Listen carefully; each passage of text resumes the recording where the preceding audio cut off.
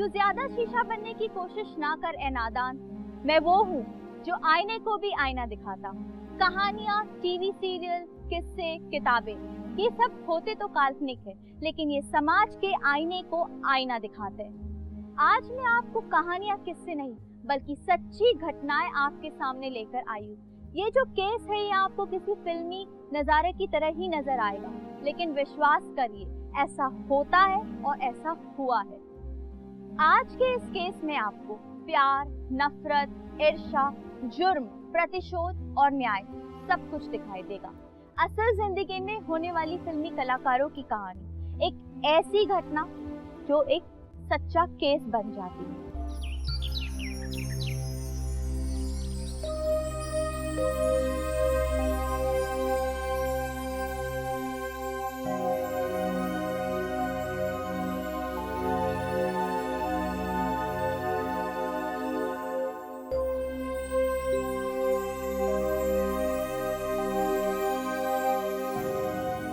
आ जाई ना आप अंदर, मायके गई हूँ आपन, आ जाई जब आए के होखी। तो वो घबराई ना, चली आ जाई, आई।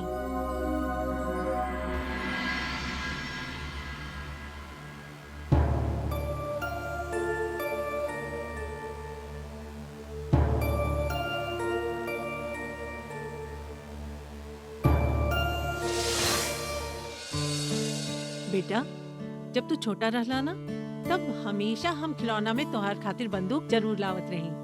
दिखला अब तू फौजी बन गईला ना। हाँ माँ, ये आप लोग के मेहनत और आशीर्वाद के ही देन बा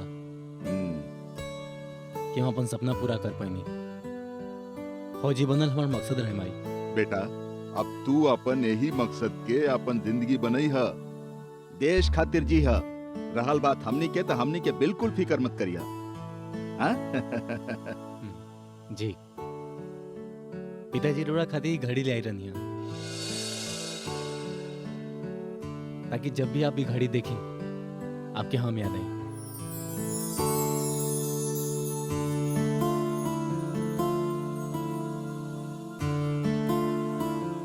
काश आप लोगन के वक्त बताया घड़ी ना बल्कि अपन सारा वक्त दे देती। बेटा, तोके अपन पूरा वक्त ई देश के रेवे के बाद, और फिर कोनो अफसोस वाली बात नहीं के, ई तो हमनी सब खातिर गर्व के बात बा। का सावित्री? सही करनी रहुआ।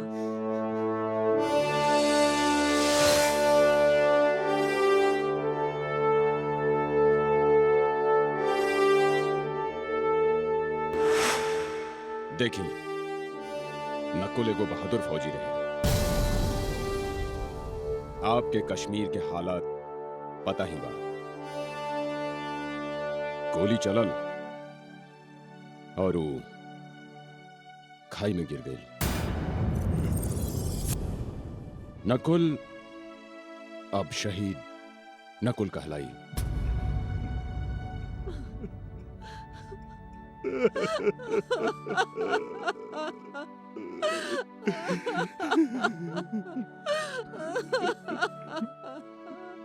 साहब, हमार बेटा के कुछ मिलल?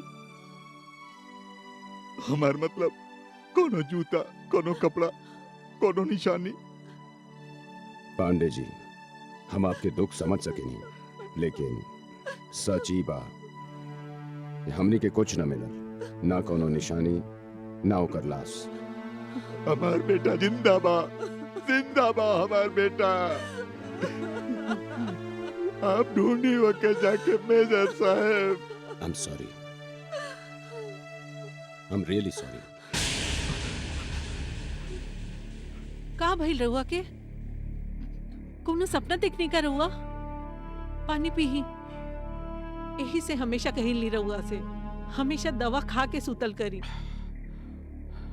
नींद के गोली बस अब एक सहारा है ई रात की। हम सुझ जाए सावित्री, तू सुझ जा। सुझ जाए रहुआ। बोलनी ना सुझ जा तू, हम सुझ जाए, तू सुझ जा। रहुआ सुझ जाई।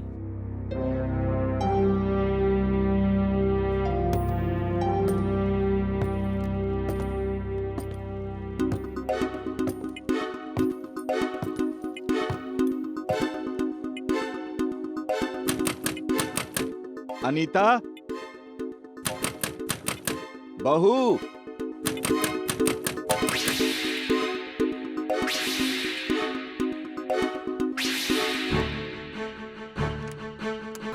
अनीता, अनीता, अनीता, वो चुप काहे बानी? वो कुछ बोली ना। अनीता, हम का जानी, हमरा तो आवाज सुनाई दिलस तो बहू के कमरा के तरफ आनी है। पहले हमार बेटा चल गए, अब बहू। भगवान, हमार परिवार के कर नजर लग गईला। सावित्री, हम फोन करत बानी पुलिस के। Hello police.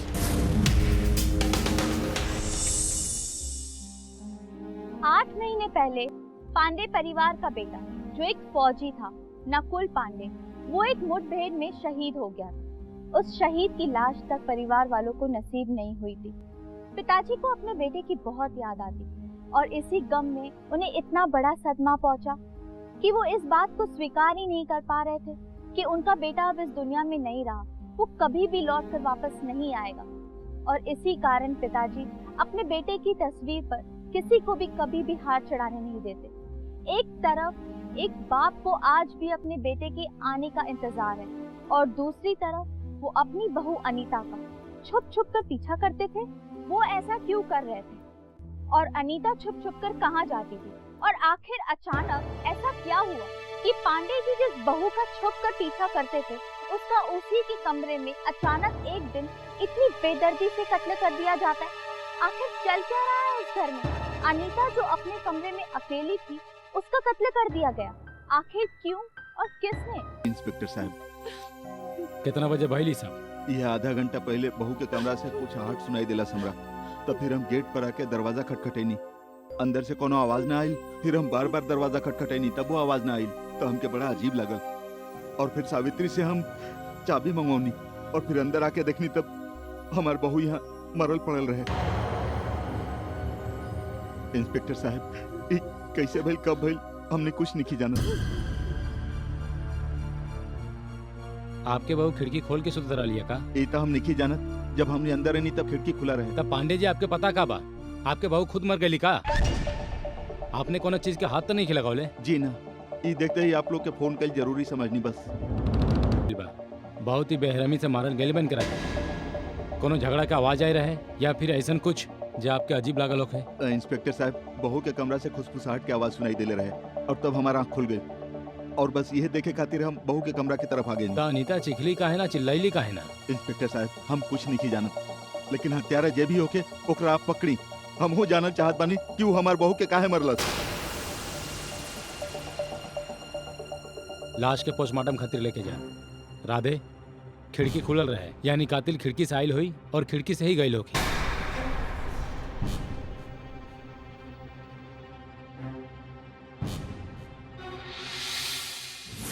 सर, यहाँ 2 अलग अलग कदम के निशान नजर आ रहा बा।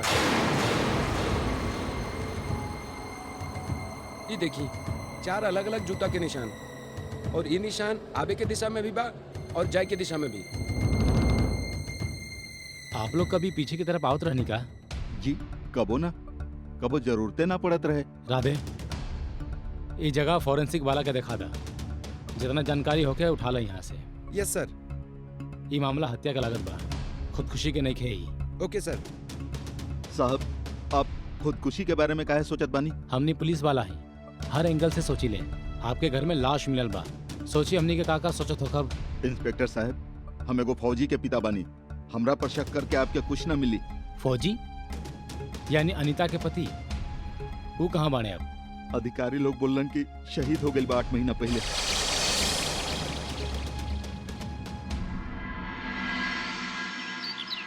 घर के कमरा में अनीता के पेट में चाकू मारल जाला, ना वो चीखे ले ना चिल्ला ले।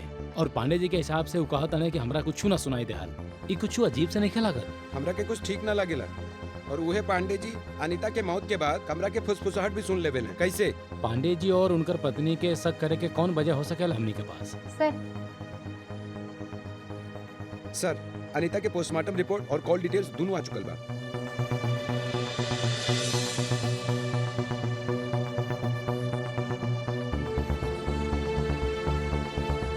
पांडे जी हमरा के कॉल कितना बजे कैले रहले? सर हम अनीता के घर गई रहनी तब रात के 2:30 बजल रहले। ओकर आधा घंटा पहले कंट्रोल रूम से हमनी के फोन आइल रहे, मतलब कि 2 बजे के आसपास हमनी ओकर घर पे पहुंचले रहनी। और रिपोर्ट कहा था कि अनीता के मौत 12 बजे से पहले ही हो गई रहे। वही तो पॉइंट बा सर, अनीता के मौत 12 बजे के पहले हो चुकल रहे, त रात के 2 बजे पांडे जी काहे फोन कैले और वो खुसफुसाहट भी 2 बजे सुन ले।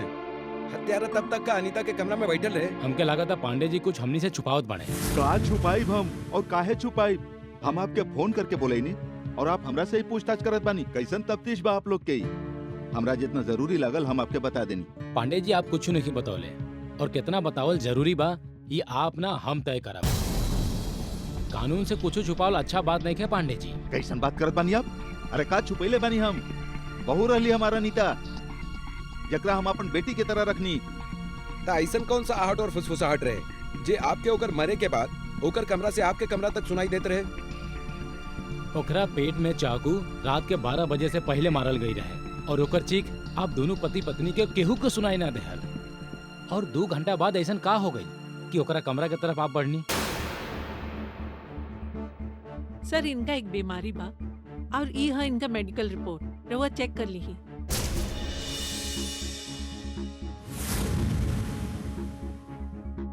सर हमार नकुल जब शहीद भइल रहे तो इनका एगो सदमा पहुंच गई और उनकर ये बीमारी आज तक बा। कभी कभी इनकरा लागेला कि दरवाजा पे केहू खटखटा रहल बा जबकि केहू ना होकेला। कभी कभी कहले कि सामने केहू आ गइल बा जबकि सामने कोई ना होवेला। एकरे चलते कभी किचन में तो कभी बहू के कमरा में चल जालन। कालो ऐसा ने भइल और इनकरा लागल कि कोनो आहट भइल। सावित्री, बीमार नहीं की हम। हो सकेला हमार उम्र ज्यादा होके के कारण आहट कब भइल समझ ना पैनी और बहू के कमरा तक देरी से पहुंचनी। काहे जाई बेवजह हम बहू के कमरा के ओरी? आप लोगन के सच में कोनो चीख सुनाई ना देहल? जी ना, बिल्कुल ना, कोनो चीख सुनाई ना देलस हमके। बस ऐसा लागल कि कमरा में केहू 2 लोग बाड़े। तब आवाज भइल और हम कमरा के ओरी गईनी। ठीक है पांडे जी, हम अपन छानबीन जारी रखम और जैसे कुछ पता चला था हम आपके खबर करा। जी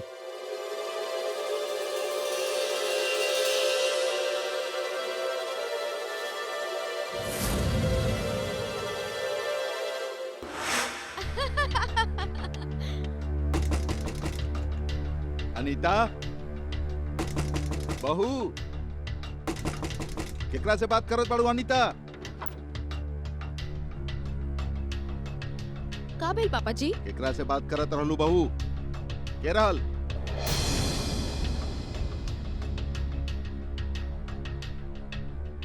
का भेल पापा जी? आप हमरा पे शक करत आनी और हमार पीछा भी करीनी? ई तो हमरा तोहरा से पूछे के चाही बहू। काहे करत बाड़ू तू ई सब? का करत बानी हम? कुछ भी तना? आपके केहू मिलल कमरा में? पापा जी आप अपन वहम के हमरा से जोड़ल बंद करी। हम अपन कान से सुन ले बानी तू केहू से बात करत रहलू। आप बेवजह हमरा पे यूं शक मत करी और रात के ई वक्त हमार कमरा में बिना बतवले मत आयल करी। देखा बहू, हमार बेटा और हमार परिवार के साथ ऐसा काहे करत बाड़ू तू? अभी भी वक्त बा, संभल जा। ऐसा न होके कि सब कुछ रेत के जैसन फिसल जाए। पापा जी आप ही फिजूल की बात से बाहर निकली।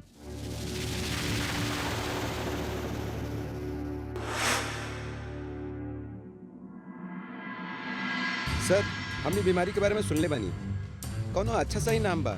बीमारी कब से अच्छा लागे लागल। वैसे राधे, चाचा जितना दिखा तड़े ना उतना बड़ा नहीं। हम दावा के साथ कह सकेले पति पत्नी कुछ तो छुपावत पड़े। का छुपा रहल बाड़े सर? शरीफन के पास इज्जत के सिवा कुछ ना होखेला। ई लोग अपन इज्जत छुपावे। एगो काम करा, कॉल रिकॉर्ड्स में जितना भी नंबर्स मिलल बना सभी नंबर के बारीकी से चेक करा और ये पता करा अनीता केकरा से मिलत रहे और का बात करत रहे। भले ही वो फौजी के पत्नी रहे लेकिन रहते एगो औरत।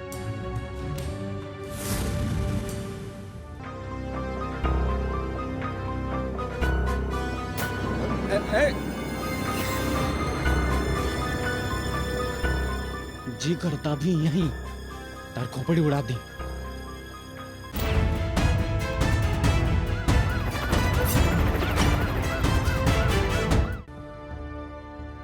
सर 2 साल पहले अनीता के शादी नकुल से भइल रहे। बेचारी के किस्मत 8 महीना में नकुल शहीद हो गई और ये विधवा हो गई। कुछ दिन तक रोवत रहली लेकिन अचानक एक दिन फेसबुक पे वो केकरो से दोस्ती कर बैठली दोस्ती प्यार में बदल गई और हमने एकर सोशल अकाउंट भी चेक कईनी। जेकर साथ एकर अफेयर रहे वो अकाउंट फेक निकलल। तो हो सकेला ये अफेयर भी फेक होके और झूठ मोहब्बत जानलेवा साबित भइल। और हाँ, पांडे जी के घर के पास सिविल ड्रेस में कुछ पुलिस तैनात करके काले रानी कर देला तू।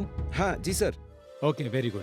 आपके पांडे परिवार पर अब भी शक बा? हमनी के 2 लोगन के पैर के निशान मिलल रहे रावे। एगो कत्ल कैले होखी, हो सकेला दूसरा का पता ना होखे, और वो हो सकेला कि अनीता से मिले गई होखे उहे खिड़की से उहे कमरा में। और हत्यारा 2 होखे और दोनों एक टीम की तरह होखे। ई त अंधेरा में तीर चलावल जैसन बा। अगर तीर सही निशाना पे लग गई तो केस ऐसे ही सॉल्व हो जाएगी।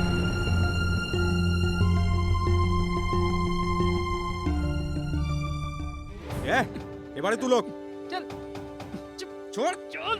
अरे छोड़ छोड़ काहे ले ली हमरा यहाँ का के नहीं हम केहू के घर में आधा रात के छुप के या तो आशिक जाले या फिर मुजरिम। मुंह खोलो और बताओ क्या बड़ा तू। हम अनीता से प्यार करेनी, छुप के मिले नहीं। प्यार में छुप छुप के मिलल कोनो जुर्म ना होकेला। ये अफेयर कब से बा ये बताओ। ज्यादा हीरो बनने की कोशिश मत कर। देखिए हम शादीशुदा हैं और वो एगो विधवा बिया, यही से हम छुप छुप के मिले जाइला। ये अफेयर कब से बा? का फर्क पड़ेला सर कि कब से बा? आप हमरा ई तरह से इंटरोगेट ना कर सकीला। हम कोनो जुर्म नहीं केले। लेकिन जुर्म तो भइल बा ना, और वह खिड़की के रास्ता से भइल बा। कैसन जुर्म? कौन सा जुर्म? आप साफ साफ बताएं। अनीता के मर्डर भइल बा। का? ना ना आप झूठ बोलते नहीं, आप मजाक करते नहीं। पुलिस वाला कभी मजाक ना करेला। उहे खिड़की के रास्ता से कातिल आइल, अनीता के पेट में चाकू मार के ओकर हत्या कर देला।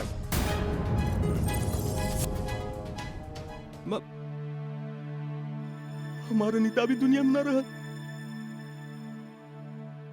वह खिड़की के बाहर 2 कदम के निशान मिलल बा। एगो तोहार और दूसर केहू और के। वो दूसर कौन हो सकेला तू जानत बाड़ा? उहे मार ले बा हमारे अनीता के। उहे हत्यारा बा। कौन बाऊ? नकुल पांडे। का? लेकिन नकुल था।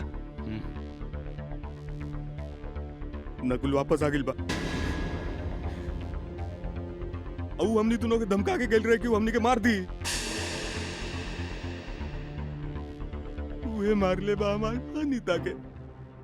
उहे मार ले बा।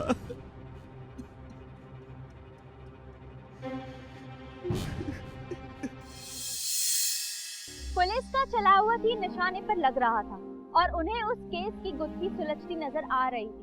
तभी अचानक राजेंद्र के बयान ने इस केस की दिशा और दशा दोनों को ही पलट के रख दिया। राजेंद्र जो खुद को अनीता का प्रेमी बता रहा था, उसने अनीता के मर्डर का जिम्मेदार अनीता के शहीद पति नकुल को ही साबित कर दिया। लेकिन ये संभव कैसे हो सकता है? जो शख्स 8 महीने पहले शहीद हो चुका था, क्या वो सच में जिंदा था? पुलिस के लिए इस बात पर विश्वास करना बहुत मुश्किल था। अगर वो जिंदा था तो वो सामने क्यों नहीं आ रहा था, और अगर वो जिंदा नहीं था तो राजेंद्र उसे इस हत्या का जिम्मेदार क्यों ठहरा रहा था? क्या राजेंद्र कोई नया खेल खेल रहा था या सच में वो कोई सच बताना चाह रहा था? 1 महीना पहले के बाद बा, हम एगो सड़क से गुजरत रही। वीक ऑफ रहे। हम छुट्टी के दिन हम अनीता के साथ बितावे के चाहत रही। हमनी के मिले के प्रॉमिस भी हो गिल रहे। बहुत खुश रही हम उस दिन। गाता रहे मेरा दिल।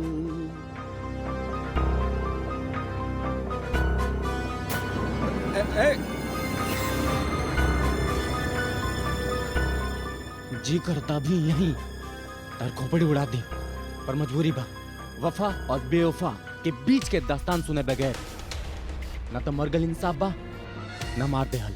के बारे तू अभी का बदतमीजी बा? बदतमीजी अभी शुरू कहाँ भइल बा? अभी तो सिर्फ सवाल पूछल जाई, पहले तारा से और फिर ओकरा से। चल।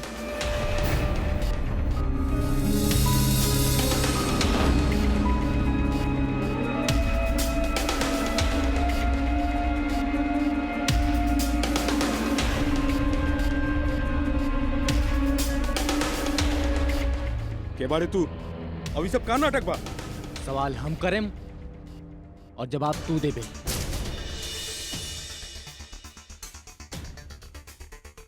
अनीता के साथ तार का नाटक चलता तू बताओ। प्रेमिका बाड़ी हो हमार। पत्नी यो क्यों के? पत्नी रहे, अभी वो विधवा भी। तू तोर बीवी मर गल का? तू तो शादीशुदा बाड़े ना? मतलब हमरा बारे में पूरा बायोडाटा निकाल के ले ले बाड़े तू। अभी तू अपना बारे में बताओ। अभी बंदूक के दम पे ना मर्द मत बन। चल तारी ख्वाहिश भी पूरा कर देता नहीं। कौन है हम बताई? हाँ बताओ। नकुल फौजी, उहे फौजी जकर बीबी या अनीता का भइल? सिट्टी पिट्टी गुम। तू शहीद हो गई रहे ना। अनीता तो बतौले रही कि तू शुरू केकरा से भइल, कैसे भइल, सब बताओ। हमरा बस जाने के बाद कि अनीता के एक बार भी हमारी याद आई रहे भी कि ना। हम ओकरा पहला बार देखली, हाथ में बंदूक ले ले रहे। हाथ में बंदूक ले ले हमार वो अनीता के प्रेम कहानी जाने खातिर एकदम बेचैन रहे। हम ओकरा अपन वो अनीता के प्रेम कहानी बतावेला शुरू कईनी।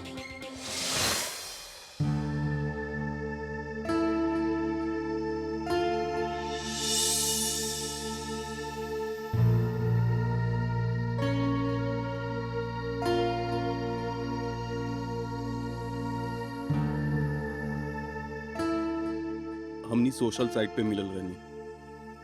हमनी दोनों में दोस्ती भइल और फिर हमनी बात करे लगनी।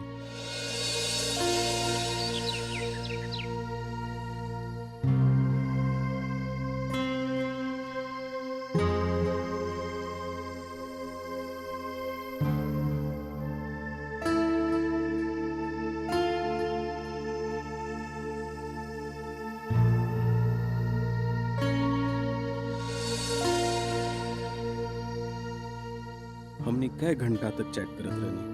हमरा अपन दुख और तन्हाई के बारे में बतावत रहली। हमरा ओकरा से बात करके बहुत बहुत सुकून मिलत रहे। फिर वो दिन आयल जब हमनी दोनों अपन प्यार के इजहार कईनी। हम तोरा हमेशा खुश रखल चाहेनी। प्यार करेनी हम तोरा से।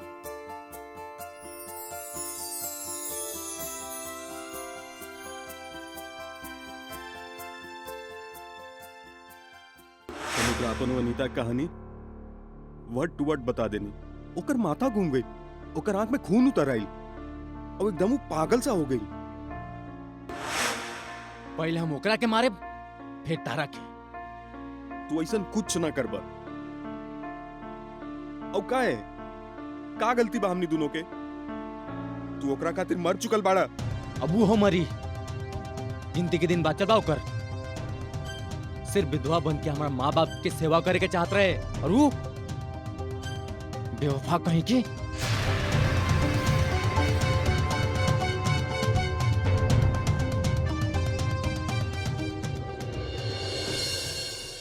राजेंद्र की कहानी थोड़ा फिल्मी नहीं लगा। बॉलीवुड के कई गो फिल्म से मिले जुले ला, लेकिन जे इंसान मर चुकल बा ओकरा पे ही सारा ब्लेम डाल रहल बा। हमनी के जोन फुटप्रिंट मिलल बा इफेक्ट जूता से मालूम होत बा कि वो दोनों आदमी कहीं बा। हो सकेला दूसरा शक पांडे जी के फौजी बेटा नकुल होखे। हो सकेला सर। कौनो बेटा अगर मौत से लड़के अपन जिंदगी बचा लेवेला, सबसे पहले ओकरा अपन माता पिता से मिले के चाहिए। हो सकेला कि मिलल होखे और ये पूरा साजिश में पूरा परिवार शामिल होखे। केहू के शक भी ना हो सकेला, काहे कि दुनिया की नजर में नकुल मर चुकल बा। हमरा के भी यह लागेला सर। तब फिर चला पांडे से मिल के आवल जा।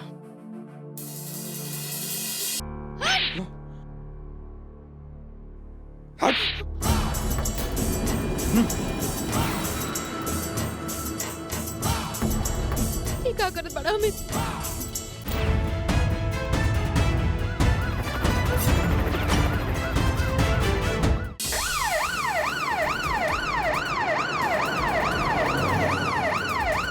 अब समझ में आई आप अपन बेटा के तस्वीर पे हार कहने चढ़ावेली, काहे कि आपके पता बा कि वो जिंदा बा। अनीता के आशिक हमनी के सब कुछ बता दिले बा। आप हमके सच सच बताएं कि आपके बेटा कहाँ बा।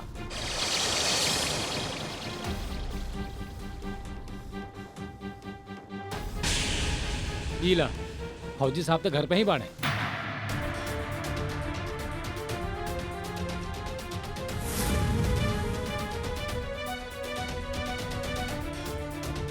आजे घर आयल बनी। आज नहीं, बहुत पहले से ही आवत जात रहेला। अपना माँ बाप के सामने और अपन अनीता के सामने भी। बकवास मत कर इंस्पेक्टर, और जाको अमित के ढूंढा जे हमरा अनिता के मार देले बा। अमित के बा?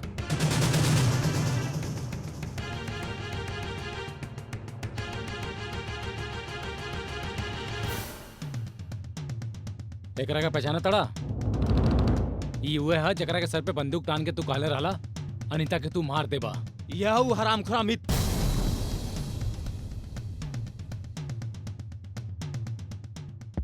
और रहल बात पिस्तौल के, तो अनीता के चाकू से मारल गइल बा और यह मरले बा।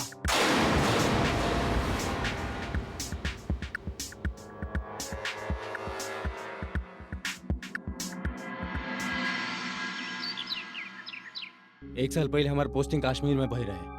फिर एगो मुठभेड़ के दौरान हमरा गोली लागल और हम खाई में गिर गईनी। किस्मत अच्छा रहे या हमारा माँ बाप की दुआ, हम बच गईनी।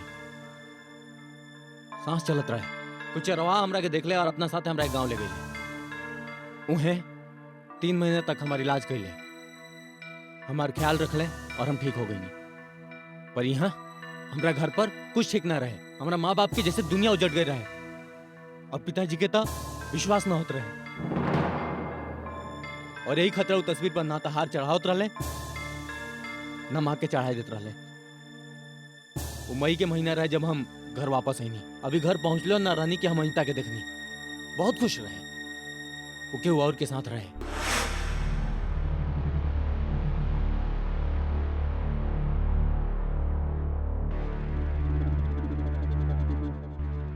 हमारा दिल टूट गई और हम सच्चाई के तह तक जाए के फैसला कईनी। और जब तक सच्चाई सामने नहीं आवत, हम घर वालों के सामने ना जा सकत रानी। अभी हमरा के जिंदा ना होके करे। पिताजी के अनीता पर शक हो गए रहे और सच्चाई के पता लगावे कभी कभी को पीछा करत रहनी।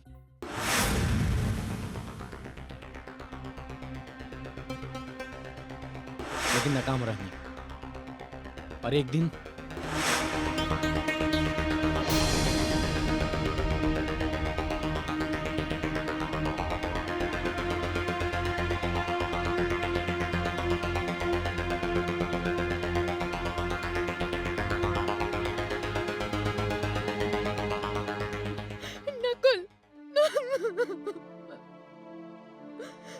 नकुल तू आ गईला। तार आंसू बताओ ताकि तू मुश्किल में बाड़ू।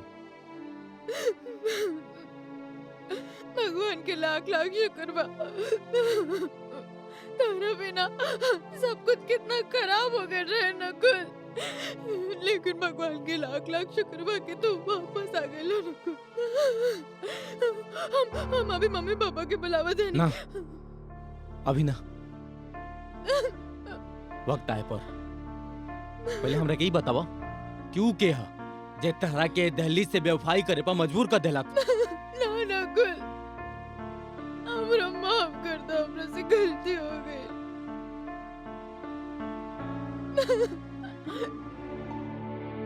नकुल हम कुछ भी गलत ना कर चाहत रहनी जब गई नहीं।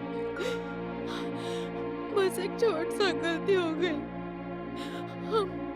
हम सोशल साइट पे एगो अमित नाम के लड़का से फ्रेंडशिप कई नहीं, लेकिन हम ओकरा सिर्फ दोस्त समझनी और कुछ भी ना। वो हमरा साथ गलत कर देने।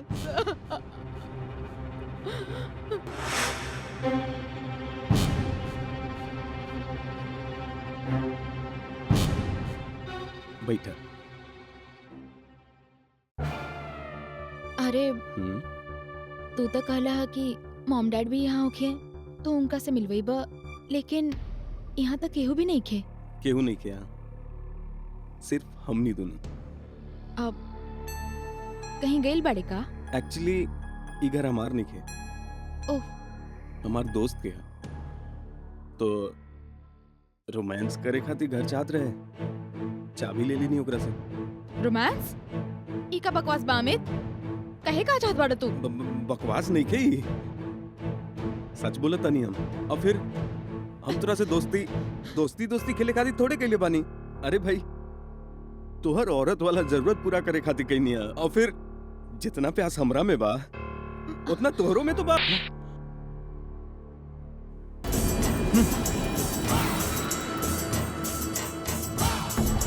ये क्या करत बड़ा अमित?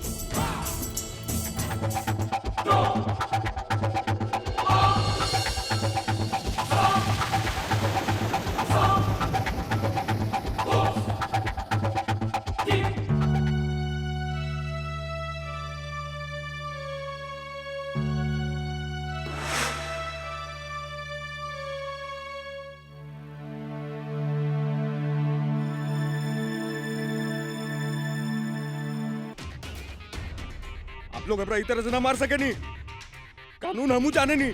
हाँ, काहे कि तू खुद एगो फॉरेस्ट रेंजर बाड़े और तोर नाम अमित हा, तो के राजेंद्र बने के बहुत शौक बाना। एकरा के पहचाने ले? के भाई? एकरा के ना पहचाने ले? ये हुए हा बंदूक वाला फौजी नकुल। तोरा कहानी में तो तोरा सामने आई रहे ना। तू एकरा के अपन प्रेम कहानी सुनले रहले और सुनला के बाद एकरा आंख में खून उतर आई रहे। हाँ, ये बा हरामखोर, तू और तोर प्रेम कहानी सब झूठा बा। तू कबो नकुल से मिलले ही ना रहले। मन गढ़ंत कहानी बना के तू हमरा के गुमराह करे के कोशिश कैले। हाँ, हमरा पता रहे कि पुलिस अनीता घर के निगरानी करत दिया। हम अपना आप के जानबूझ के गिरफ्तार करवैनी ताकि हम नकुल के फंसा सकी। चला बोल अमित, ते बलात्कार कैले, रिकॉर्डिंग कैले, पर अनीता का मार काहे देले?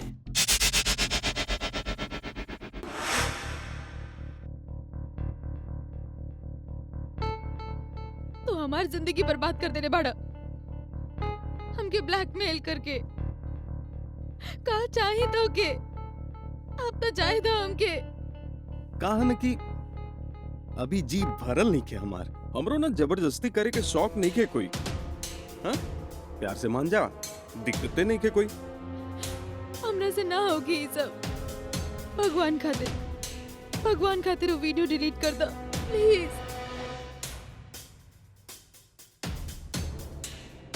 ओके, एक काम करेंगे, एक दो बार और बस, वो भी प्यार से। हा? फिर हम पक्का डिलीट कर दे वीडियो, कसम से कसम खाता नहीं भाई। और हाँ, तुम्हारू बूढ़ा ससुर शक करे ना तोरा पे। अरे पीछा कर ले तुहार भाई। यही से आज से बाहर मिलना बंद। आज से तुहार घरे मिलब। ठीक है ना? खिड़की खुला रखी है, आ जाए।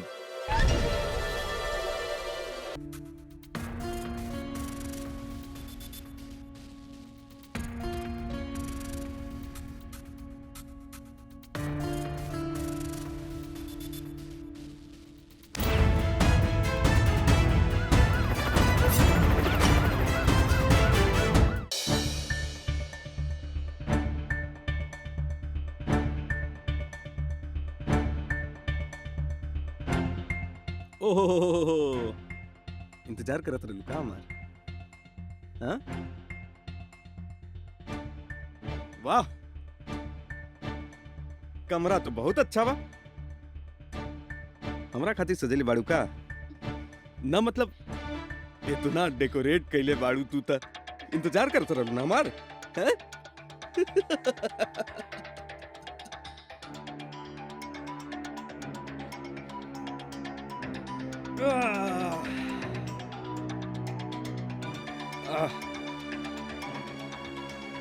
क्या बात, मतलब गद्दा भी बहुत बढ़िया बात है। अच्छा सुना, चिल्लैया मत यार प्लीज। वो कहा ना सास ससुर के पता चली बड़ा बुरा मान जी। अरे आओ ना। देखो शर्मा रहल बाड़ू का? दरवाजा पे केहू आइल बा। तू आज यहाँ से चल जा, हम तरह से बाहर मिले आई। पक्का? हाँ जाना प्लीज, केहू आइल बा। ठीक है बेबी। अरे नहीं तो हम आ जाए, क्या दिक्कत है? ना प्लीज। ठीक बात, हम जाते हैं। हाँ वादा बा।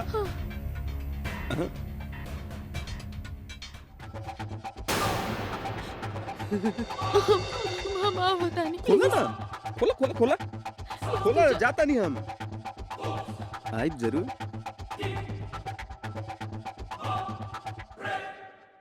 नकुल लौट आईली हमरा पता ना रहे, लेकिन नकुल के लौट अला के बाद अनीता झांसी के रानी बन चुकल रही। कत्ल वाला रात हम ओकर पास गल जरूर रही, लेकिन हम मारे ना गिल रहे ओकरा सर।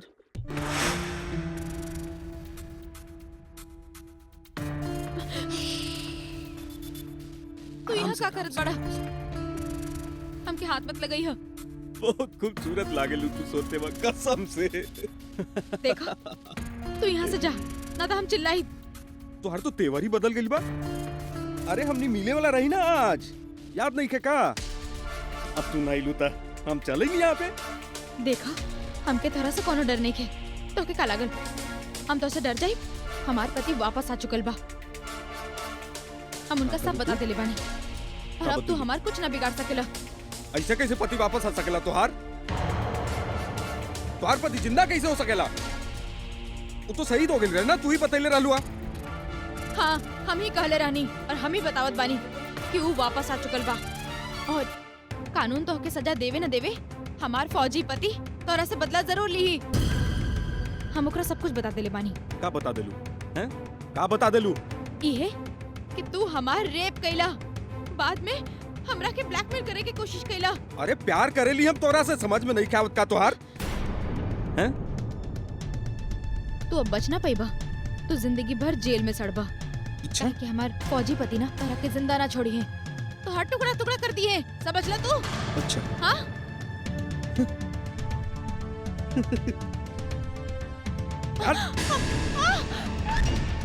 अमित, क्या कर बड़ा अमित? तू हमार ना हो सकेलू ना तो केहू के ना होए तब हम तो के अमित सच बोलता नहीं।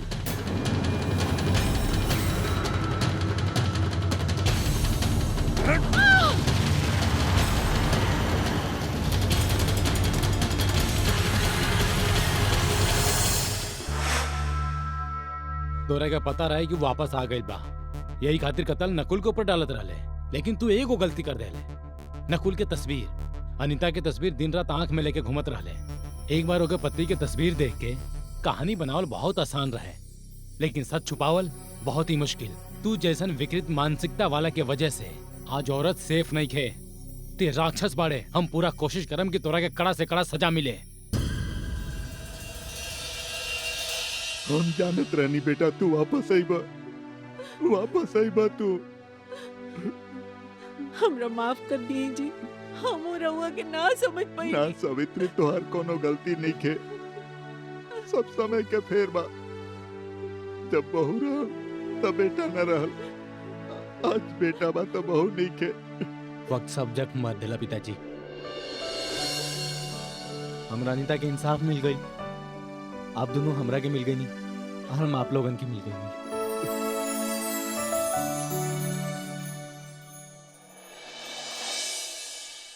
राजेंद्र को फांसी तो नहीं बल्कि उसे उम्र कैद की सजा सुनाएगी।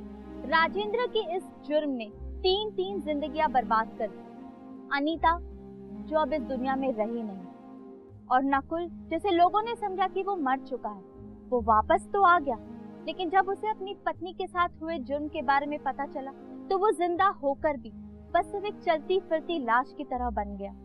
और जब राजेंद्र की पत्नी को उसके पति के बारे में पता चला तो वो पश्चाताप की आग में इस तरह से जल रही थी कि उसे यकीन नहीं हो रहा था कि उसने एक हैवान के साथ शादी की। सोशल मीडिया पर हम आए दिन नए रिश्ते और नए दोस्त बनाते रहते, और ये रिश्ते अनजान होते। क्या इनमें से ही कोई है जो हमें नुकसान पहुंचाना चाहता है? और ये नुकसान कोई मामूली नुकसान नहीं होता। इस कहानी के जरिए हम आपको सिर्फ यही संदेश देना चाहते हैं कि ध्यान रखिए अपना और अपने पूरे परिवार का, क्योंकि एक गलत फैसला और एक गलत दोस्ती आपके और आपके पूरे परिवार को बर्बादी की राह की तरफ ले जा सकता है। चलिए मिलते हैं आपसे एक नई कहानी के साथ अगले एपिसोड में। तब तक के लिए जय हिंद, वंदे मातरम।